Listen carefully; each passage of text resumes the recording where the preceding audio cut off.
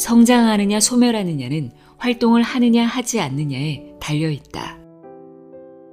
신체는 운동을 하도록 설계되었고 신체가 운동을 하면 결과적으로 뇌도 운동을 하게 된다. 뇌의 기능을 최대한 발휘하려면 몸을 열심히 움직여야 한다.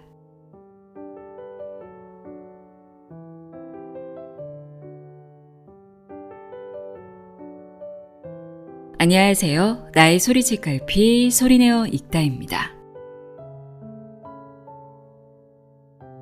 우리가 달리기와 같은 유산소 운동을 하면 다리만 튼튼해지는 것이 아니라 심장이나 폐도 건강해지는데요. 뇌도 마찬가지입니다. 운동을 하고 나면 머리가 맑아지고 기분이 좋아졌던 경험 있으실 겁니다. 그 이유가 운동을 통해 뇌가 최적의 상태가 되기 때문인데요. 인간은 원래 움직이면서 살도록 설계되어 있습니다. 운동을 하면 뇌세포 간 연결을 강화하는 등 뇌가 끊임없이 성장하는 데 도움을 준다고 합니다. 오늘은 우리 뇌가 최적의 상태를 유지하기 위해서는 운동이 필요하다는 사실을 일깨워주는 책입니다. 하버드 의대 임상정신과 교수 존 레이티와 과학잡지 편집위원으로 활동하고 있는 에릭 헤이거먼의 운동하시는 뇌입니다. 이 책은 우리가 운동을 하는 진정한 목적은 뇌의 구조를 개선하는 것이라고 강조하며 운동이 사람의 뇌에 어떻게 영향을 끼치는지를 과학적 근거를 바탕으로 설명하고 있습니다. 운동은 우울증과 같은 기분 장애뿐만 아니라 주의력 결핍 과잉 행동장애, 약물 중독, 치매 등에 이르는 각종 질병을 예방하는 데에도 최고의 효과를 발휘한다고 합니다. 한 연구에서는 운동을 하지 않는 60에서 79세의 사람들을 대상으로 실험을 실시했는데요. 이 중 절반에게만 유산소 운동을 시켰는데 6개월 후에 그들의 전두엽과 측두엽이 커졌다고 합니다. 운동이 뇌의 중요 부위를 바꿔버린 것입니다. 이처럼 운동을 하기만 하면 뇌는 좋아지고 스스로 이상이 있는 부분을 고치고 젊어진다고 하는데요. 그동안 뇌는 타고난 것이고 외부에서 영향을 줄 수 없는 존재로 여기고 있었다면 이 책을 통해 완전히 다른 관점을 갖게 되실 겁니다. 그럼 지금부터 운동이 뇌에 어떤 영향을 끼치는지, 운동은 어느 정도가 적당한지 등을 자세히 알아보도록 하겠습니다. 뇌를 젊어지게 하는 놀라운 운동의 비밀을 알려주는 운동하시는 뇌, 내용의 일부를 읽어드립니다. 귀 기울여 들어보세요.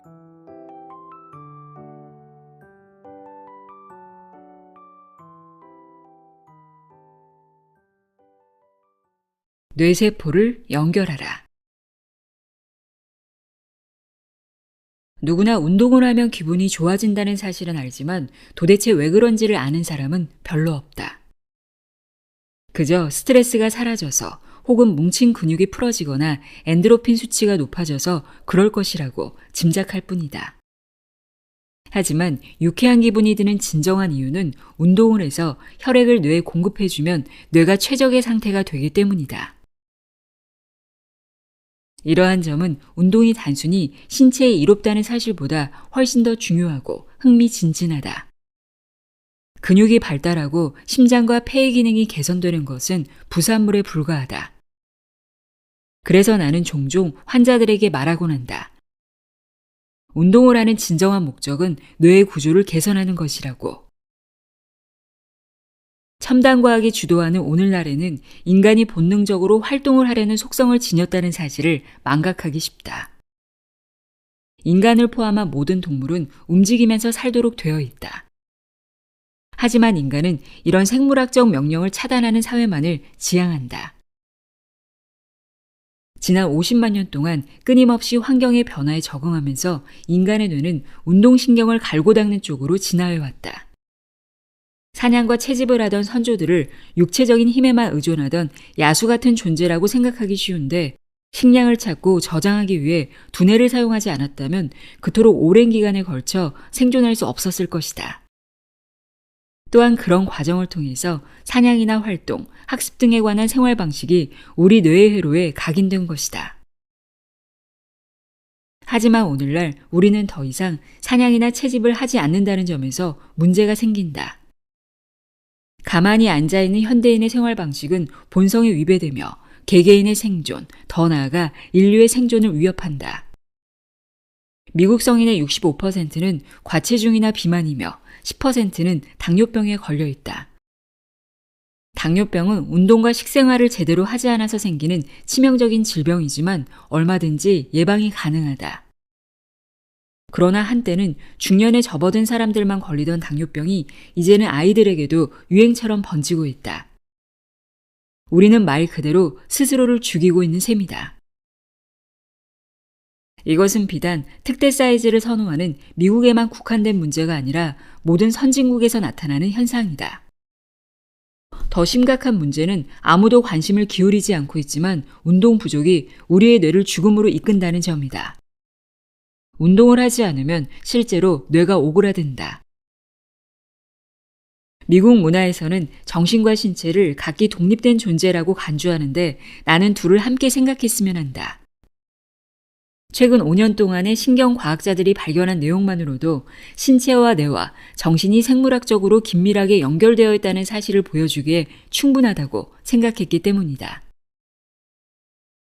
뇌의 기능을 최대한 발휘하려면 몸을 열심히 움직여야 한다. 나는 이 책을 통해서 왜 그리고 어떻게 운동이 우리의 생각과 감정에 큰 영향을 끼치는지를 보여줄 것이다.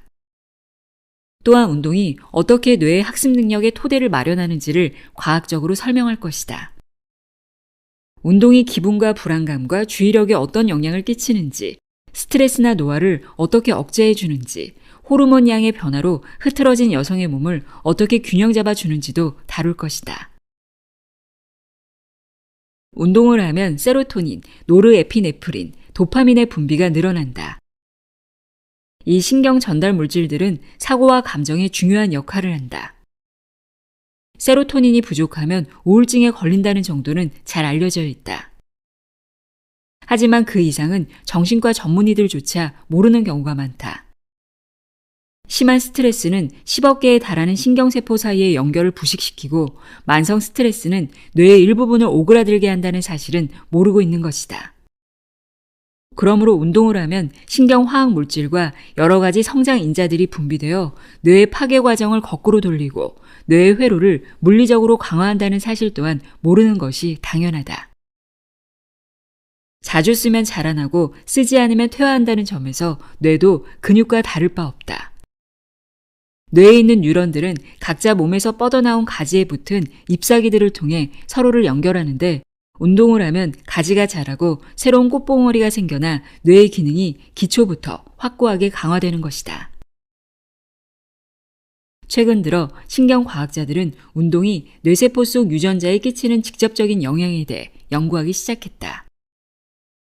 그 결과 생물학적인 근원에 해당하는 유전자에서도 신체가 정신에 영향을 끼친다는 흔적을 발견했다. 운동을 하는 동안에 생성되는 단백질이 혈류를 타고 뇌에 들어가 최고로 높은 단계의 사고 과정에서 중요한 역할을 한다는 사실이 밝혀진 것이다. 그 단백질은 인슐린 유사 성장인자나 혈관 내피세포 성장인자 등인데 이러한 발견은 정신과 뇌가 서로 연결되어 있다는 새로운 시각을 제공한다.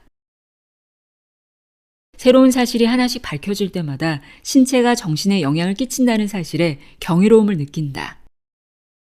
분자 수준에서 정확히 무슨 일이 벌어지는지는 아직 많이 알려지지 않았지만 우리가 현재 알고 있는 지식만 갖고도 사람들의 삶을 변화시킬 수 있다고 생각한다. 한 사람씩 변화하다 보면 언젠가는 사회 전체가 바뀔 것이다. 그런데 뇌가 작동하는 과정을 굳이 이해할 필요가 있을까? 물론이다. 왜냐하면 뇌가 모든 것을 지휘하기 때문이다. 지금도 이 책을 읽는 당신의 뇌 앞쪽에서는 책 내용에 관해 신호를 열심히 교환하고 있다. 읽는 내용이 얼마나 뇌에 저장될 것인지는 뉴런을 서로 연결하는 신경화학 물질과 성장인자가 얼마나 적절하게 균형이 잡혀 있느냐에 달려 있다. 운동은 이런 필수적인 요소들에 막대한 영향을 끼친다. 일단 운동이 뇌의 토대를 만든 뒤에 책상 앞에 앉아 새로운 것을 공부하면 관련된 부분이 자극을 받아서 굳게 다져지는 것이다.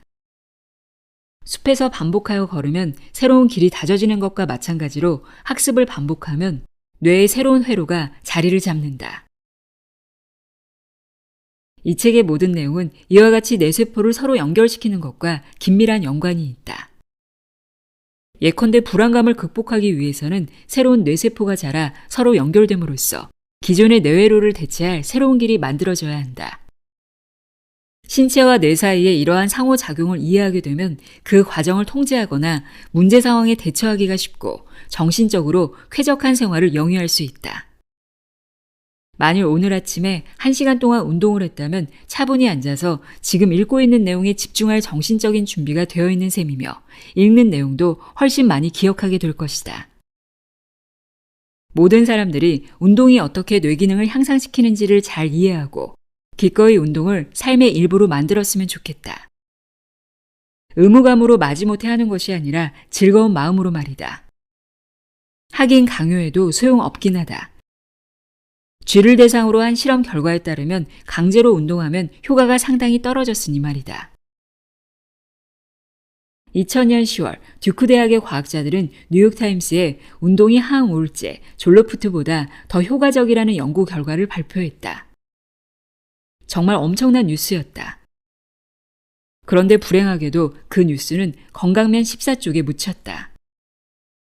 만일 운동만큼 효과가 좋은 약이 개발되었더라면 100년에 한 번 있을 정도로 커다란 성공을 거두었을 것이다.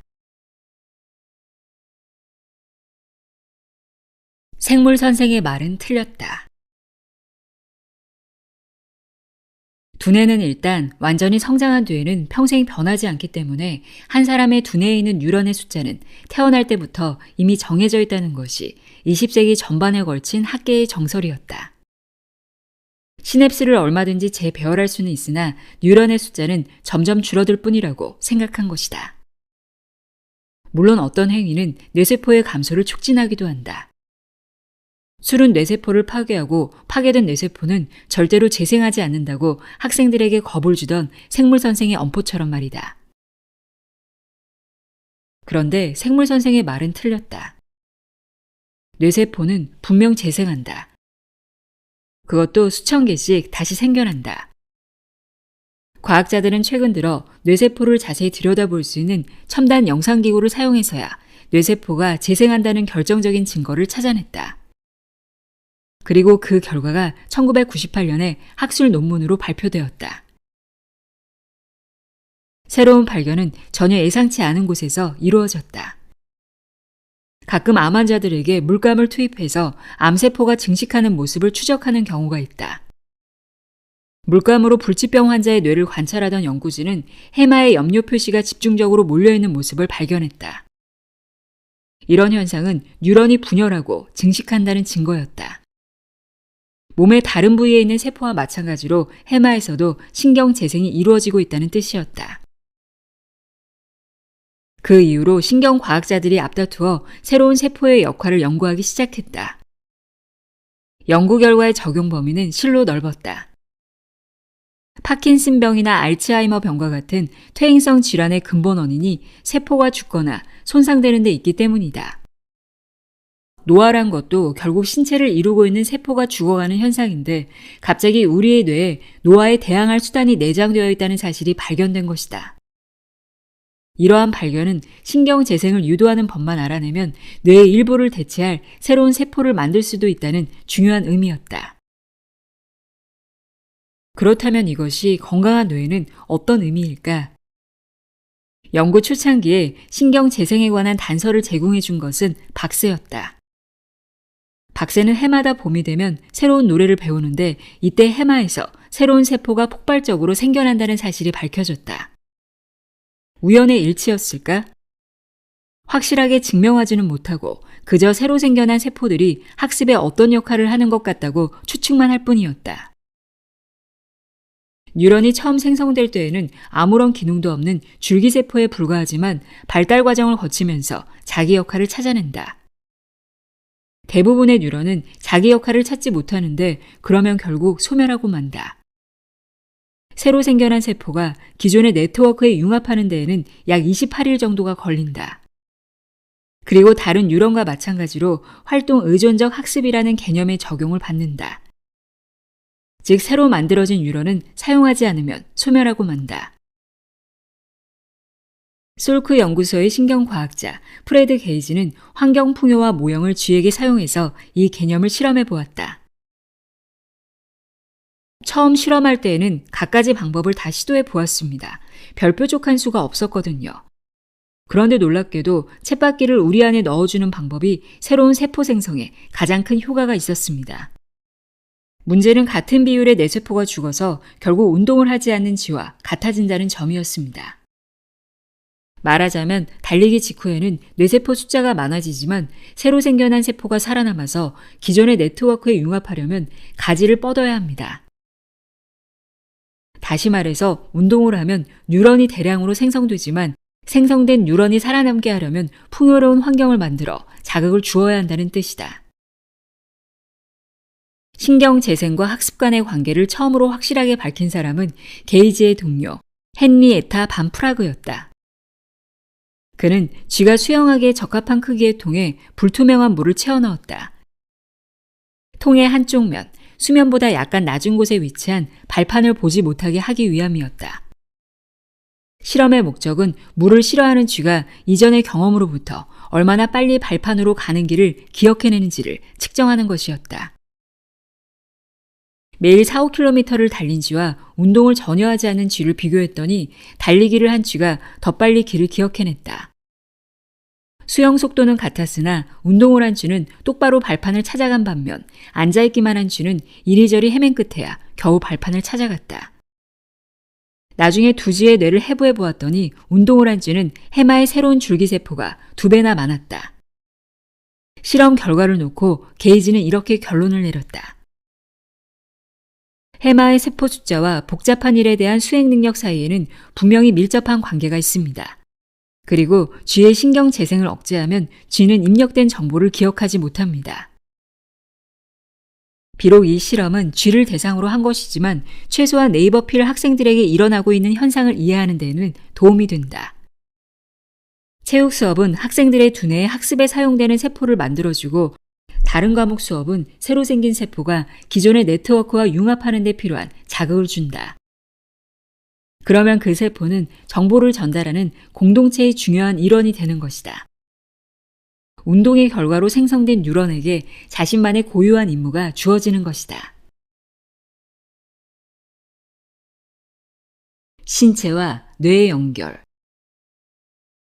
신경과학자들은 새로운 세포를 생성하려면 양분이 필요할 것이라고 생각해서 연구 초창기부터 신경세포 성장 인자에 관심을 집중해왔다.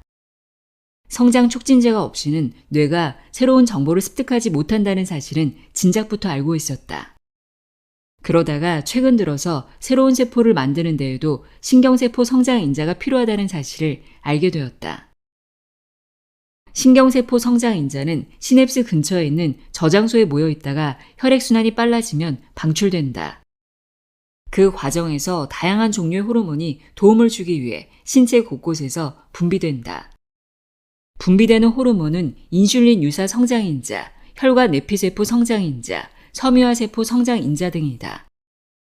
운동을 하면 이 인자들이 혈액 뇌장벽을 뚫고 뇌로 들어간다.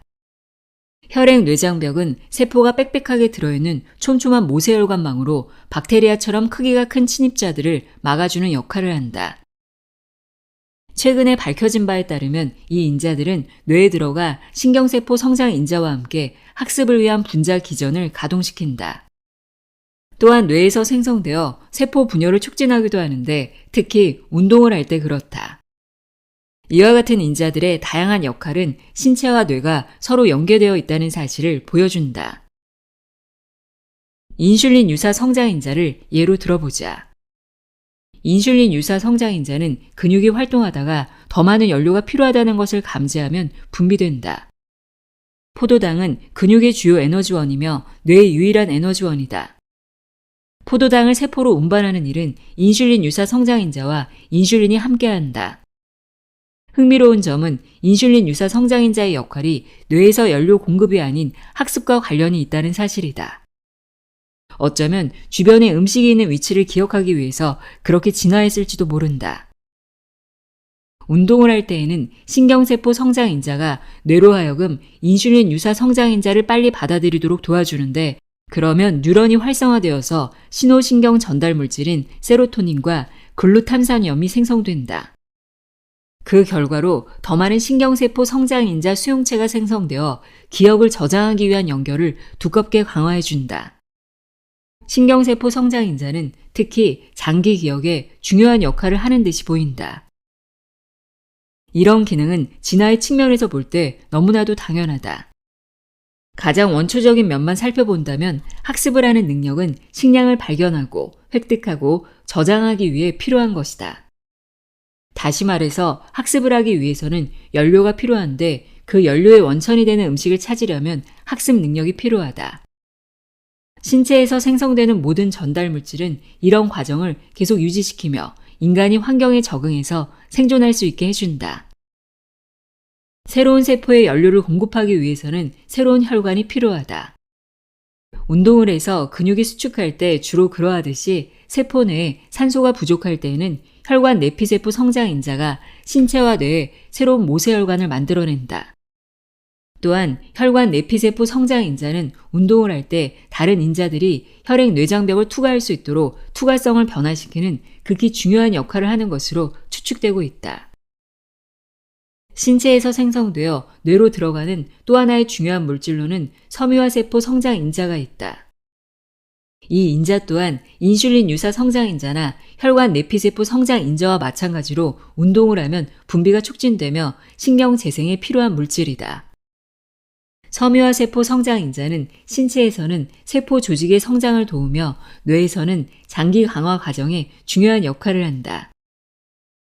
나이가 들면 이 세 가지 인자와 신경세포 성장인자의 생성이 자연스럽게 줄어들면서 신경 재생도 함께 줄어든다. 하지만 젊어서도 스트레스를 받거나 우울증에 빠지면 마찬가지의 경우가 생길 수 있다. 우리에게는 이 사실이 오히려 희망을 준다. 왜냐하면 운동을 함으로써 인자들의 생성을 늘릴 수 있다면 우리가 신체에 대한 주도권을 어느 정도 잡을 수 있다는 뜻이기 때문이다. 성장하느냐 소멸하느냐는 활동을 하느냐 하지 않느냐에 달려있다. 신체는 운동을 하도록 설계되었고, 신체가 운동을 하면 결과적으로 뇌도 운동을 하게 된다. 학습과 기억은 우리 선조들이 음식을 찾아다니는 데 사용하던 운동 기능과 함께 진화해 왔으며, 따라서 뇌의 입장에서는 우리가 움직이지 않으면 뭔가를 배울 필요를 전혀 못 느낀다.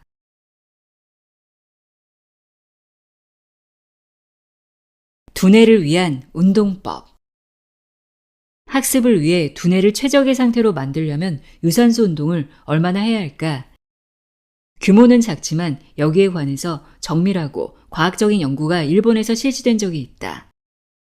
그 연구 결과에 따르면 12주 동안 매주 2-3번씩 30분 동안 천천히 달리기만 해도 전전두엽 피질의 기능, 즉 최고 인지 기능이 향상된다. 그저 한 발씩 앞으로 내딛는 달리기도 좋지만 여러 근육의 조화로운 움직임을 필요로 하는 복잡한 운동을 섞어서 하면 더욱 좋다. 몇 년 전에 그린호프가 쥐를 대상으로 실험을 했다. 한 집단은 달리기만 시켰고, 다른 집단은 평균대나 불안정한 물체 혹은 고무줄로 만든 사다리 위를 걷는 등의 복잡한 운동을 시켰다. 2주 동안의 훈련을 마친 뒤 검사해보니 복잡한 운동을 한 쥐는 손해의 신경세포 성장인자가 35% 늘어난 반면 달리기만 한 쥐의 손해에서는 아무런 변화가 없었다. 유산소 운동과 복잡한 운동은 각기 다른 측면에서 뇌에 유익한 결과를 가져다 준다. 다행인 점은 서로 보완적인 역할을 한다는 사실이다. 그린호프는 이렇게 조언한다. 두 운동을 함께하는 것이 좋습니다. 아직 모든 것을 알지는 못하지만 건강을 위한 운동을 할 때에는 유산소 운동과 기술 습득이 필요한 복잡한 운동을 병행해야 한다는 것만은 확실합니다. 그러므로 건강을 향상시키는 것이 목적이라면 심장 혈관계와 뇌를 동시에 운동시킬 수 있는 테니스 같은 운동이 좋다. 아니면 암벽 등반이나 균형 운동과 같이 기술 습득 위주의 무산소 운동을 하기 전에 유산소 운동을 10분 정도 하는 것이 좋다. 유산소 운동은 신경 전달 물질의 생성을 촉진하고 성장 인자의 통로인 혈관과 새로운 세포를 만들어낸다. 반면에 복잡한 운동은 유산소 운동이 만들어낸 모든 것을 사용할 수 있도록 네트워크를 강화하고 확장한다. 움직임이 복잡할수록 시냅스 간의 연결도 복잡해진다. 또한 운동을 함으로써 만들어진 회로라 할지라도 생각 등 다른 활동을 하는 데에도 이용이 가능하다. 바로 이런 이유 때문에 아이가 피아노를 배우면 수학도 더 잘하게 된다. 전전두엽 피질이 신체에 숙련된 기술에서 정신적인 부분을 끄집어내어 다른 상황에 적용시키는 것이다. 요가나 발레, 체조나 피겨스케이팅, 필라테스나 태권도를 배울 때에는 뇌 전체에 퍼져 있는 신경세포가 관여한다. 예컨대 무용가를 대상으로 한 연구를 보면 규칙적인 리듬보다는 불규칙적인 리듬에 맞춰 춤을 출 때 뇌의 가소성이 더 커지는 것으로 나타났다. 요구되는 동작이 부자연스러운 움직임이기 때문에 활동 의존적 학습을 하는 것이다. 복잡한 운동 기술은 어떤 것이든 학습을 해야 익힐 수 있으므로 뇌가 활동을 해야 한다. 처음에는 어느 정도 서툴고 거칠게 움직이게 마련이지만 손해와 기저핵과 전전두엽 피질을 연결하는 회로가 운동에 관여하면서 동작이 점차 정확해진다. 동작을 계속 반복하면 신경섬유 주위에 두꺼운 미엘린이 형성된다. 그러면 신호의 속도와 질이 향상되면서 회로의 효율성이 높아진다. 가라테를 예로 들어보자. 일단 어느 품새를 익히면 그 품새를 보다 복잡한 동작을 하는데 응용할 수 있다. 그리고 머지않아 낯선 상황에 직면해도 자연스럽게 새로운 동작을 펼칠 수 있게 된다. 탱고를 배울 때도 마찬가지다.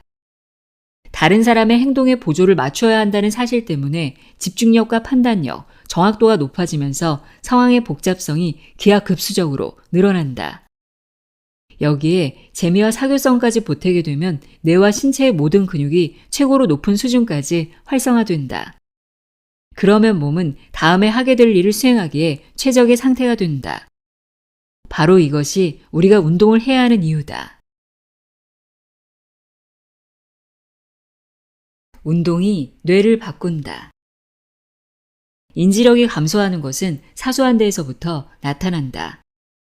뇌의 연결이 서서히 끊어지면서 예전에 알고 있던 사람이나 장소를 생각해내는 일이 점차 어려워지기 시작한다.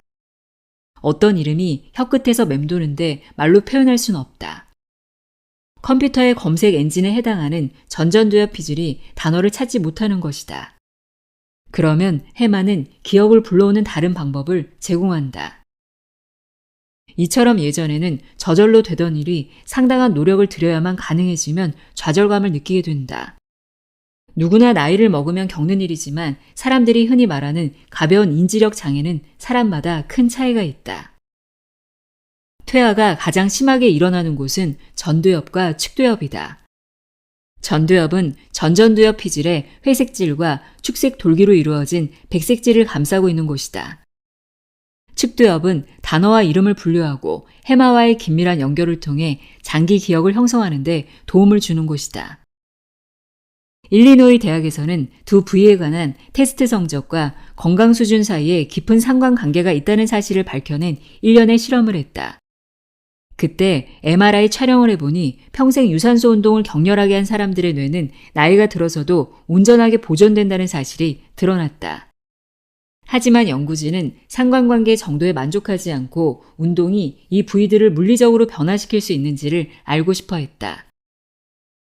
그래서 신경과학자 아서 크레이머가 이끄는 연구진은 운동을 하지 않는 60세에서 79세 59명을 두 집단으로 나눈 뒤 한 집단에게만 6개월 동안 일주일에 3번 1시간씩 운동을 하게 했다. 비교 집단은 스트레칭을 시켰다. 운동 집단은 트레밀 위에서 최대 심장 박동 수치의 40% 정도로 천천히 걷기 시작해서 60에서 70%가 나올 정도로 점차 빠르게 달렸다. 이때 실험의 유일한 변수는 운동이었다. 6개월 뒤에 측정을 해보니 운동 집단은 최대 산소 섭취량이 16%나 늘어났다. 최대 산소 섭취량은 산소를 처리하는 폐의 최대 능력, 즉 폐활량을 말한다. 6개월 동안의 운동이 뇌의 중요한 부위를 바꾼다는 것은 정말 가슴을 뛰게 하는 일이다.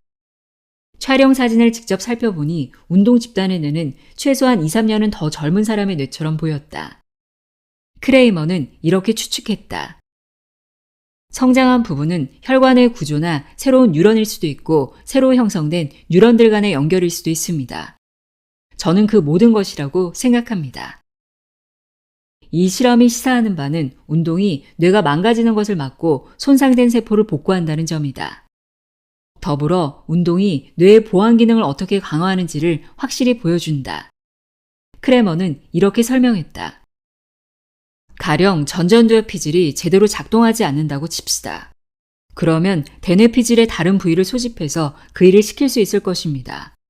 뇌의 크기가 커진 것은 기존 회로의 다양한 역할이 점차 줄어드는 자연스러운 과정을 반대로 돌려놓는 현상이라고 볼 수 있습니다.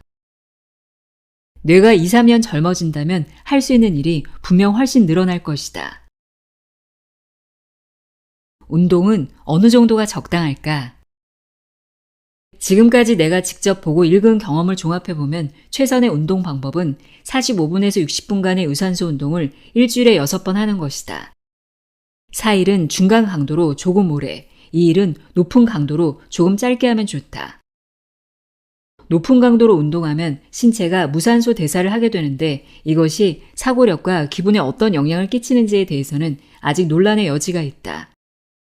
하지만 높은 강도의 운동이 중요한 성장 인자들을 분비시켜서 뇌를 튼튼하게 한다는 점은 분명하다. 그러므로 높은 강도로 운동하는 날에는 근력 운동이나 저항 훈련을 함께 하는 것이 좋다. 높은 강도로 운동한 뒤에는 신체와 뇌가 회복될 시간이 필요하므로 연속해서 이틀 동안 하는 것은 바람직하지 않다. 결론적으로 말해서 일주일에 6시간은 뇌를 위해 할애해야 한다. 이것은 깨어있는 시간의 5%에 불과하다. 너무나 쉬운 일처럼 들리겠지만 운동을 전혀 하지 않는 사람, 특히 우울증 때문에 운동을 하지 않는 사람의 경우에는 운동을 시작하는 것이 거의 불가능하게 느껴질 것이다. 그들은 활력이 없어서 운동을 시작할 수가 없는데 운동을 하지 않으니 활력이 생기기도 어렵다. 내 환자들 중에도 이런 사람들이 간혹 있다. 이것은 의지와는 전혀 상관없는 문제이며 얼마든지 일어날 수 있는 현실적인 문제다. 해결 방법은 운동을 시작하는 일 자체를 하나의 도전으로 여기고 돌진하는 것이다. 평소에 운동을 하지 않는 사람이라면 우선 걷기 운동부터 시작하는 것이 제일 좋다. 엘리베이터를 타는 대신 계단을 이용하거나 주차장 맨 구석에 주차를 하거나 점심시간에 회사 주변을 빠른 걸음으로 한 바퀴 도는 것도 좋은 운동이 된다.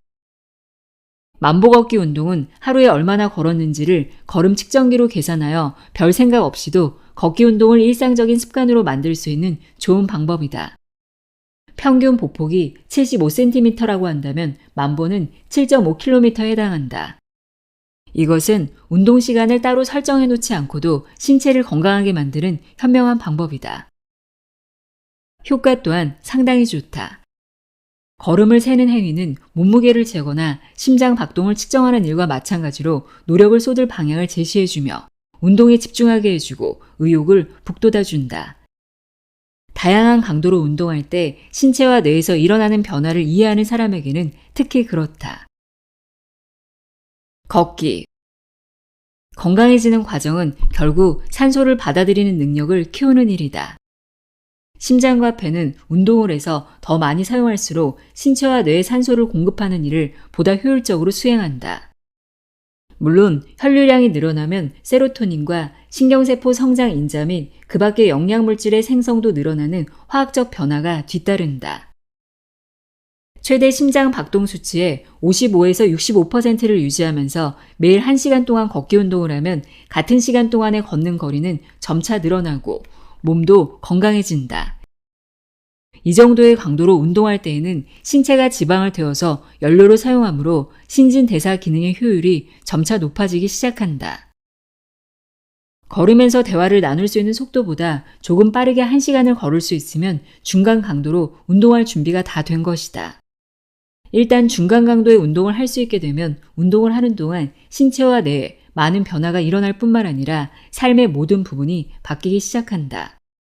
활력과 에너지가 늘어나는 동시에 부정적인 태도도 줄어들고 스스로 삶을 통제하고 있다는 느낌이 커진다. 무엇보다도 이 정도의 활동적인 사람이 되면 더 이상 집에 외롭게 틀어박혀 있지 않게 된다. 천천히 달리기. 최대 심장 박동 수치의 65에서 75% 정도의 중간 강도로 운동을 하면 지방만 태워서 연료를 사용하던 신체는 포도당을 함께 태우기 시작한다. 그리고 근육 조직에 스트레스의 결과로 미세균열이 일어난다. 신체와 뇌의 모든 세포는 손상 과정과 복구 과정을 끊임없이 반복한다. 중간 강도로 운동을 할 때에는 신진대사가 더욱 빨리 이루어져야 하므로 신체의 대응 강도가 높아진다. 신체는 더욱 강한 산소 공급 체계가 필요하다는 사실을 알기 때문에 근육이 혈관 내피세포 성장 인자와 섬유화세포 성장 인자를 분비한다. 성장 인자들의 도움을 받은 새로운 세포는 더 많은 혈관을 만드는 데 필요한 재료인 조직을 만들기 위해 분할을 시작한다. 중간 강도의 운동을 하면 신진대사로 말미암은 폐기물을 청소하는 물질들이 뇌세포 내부에서 분비된다. 염증 유발 물질 및 자유 라디칼, 부서진 DNA 조각 등은 가만히 놔두면 세포를 파괴하는데 이 물질들을 제거하는 단백질과 효소가 생성되는 것이다. 중간 강도의 운동을 해서 손상된 부위를 복구하는 화학물질의 수치가 높아지면 뇌의 회로가 튼튼해지고 스트레스 축의 기능이 강화되어 작은 스트레스에도 쉽사리 경보 신호가 울리지 않는다. 면역 체계도 마찬가지로 강화되어 감기에서 암에 이르는 외부의 진짜 침입에 대항할 만반의 준비 태세를 갖춘다. 중간 강도로 운동할 때에는 신체와 뇌에서 기존의 구조물을 파괴하고 전보다 더 튼튼하게 짓는 작업이 끊임없이 이루어진다. 그래서 운동을 한 뒤에는 신체와 뇌가 회복할 충분한 시간을 갖는 것이 중요하다. 충동과 싸우고 습관을 떨쳐버리기. 2004년 런던에서 실험한 결과에 의하면 10분간의 운동일지라도 알코올 중독자의 음주 욕구를 줄여준다.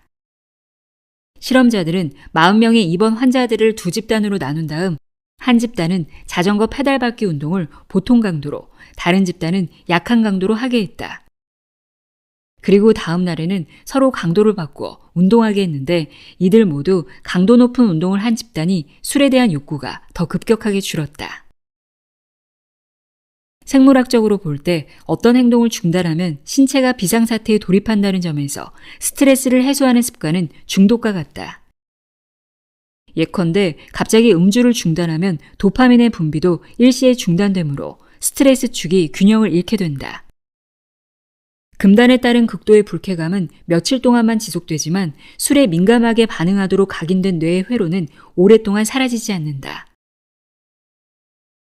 뇌에 일단 민감한 체계가 구성되면 술을 끊은 뒤라도 스트레스 상황이 닥치면 뇌는 비상사태라고 간주하고 술을 마시라는 명령을 내린다.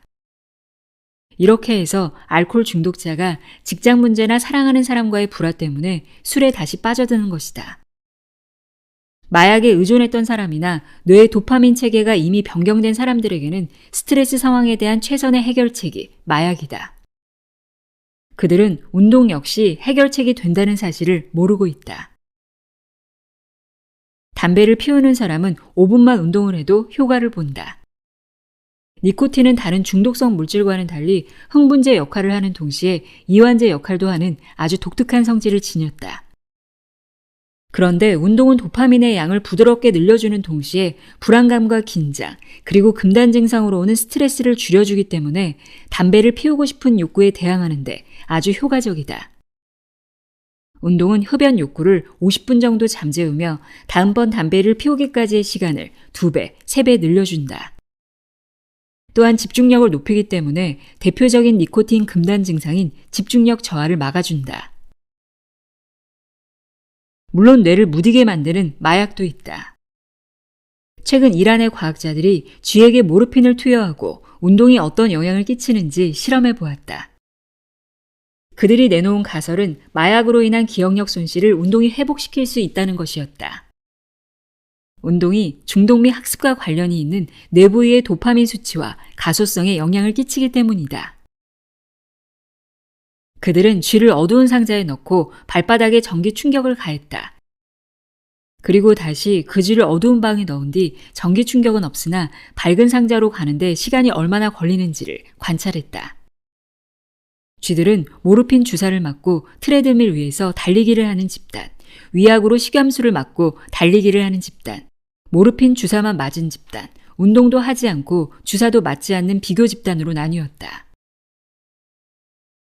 운동을 한 집단은 어두운 상자가 불길한 장소라는 사실을 잘 기억했다. 가장 오래 꿈을 대면서 어두운 상자에 들어갔다가 전기 충격을 받자마자 가장 빨리 도망쳐 나온 것이다. 놀라운 사실은 운동, 모르핀 집단이 비교 집단보다 더 좋은 결과를 보여준 것이다. 이 결과는 운동이 마약으로 무뎌진 뇌의 기능을 회복시켜 주었다는 것을 뜻했다. 쥐의 경우 금단 증상은 고통으로 몸부림치면서 설사를 하는 것인데 동일한 실험에서 운동 모르핀 집단은 마약을 끊었을 때 금단 증상이 급격하게 줄었다. 이러한 연구 결과만으로도 마약의 중독에서 벗어나려는 사람들이 운동화 끈을 졸라매기에 충분하리라.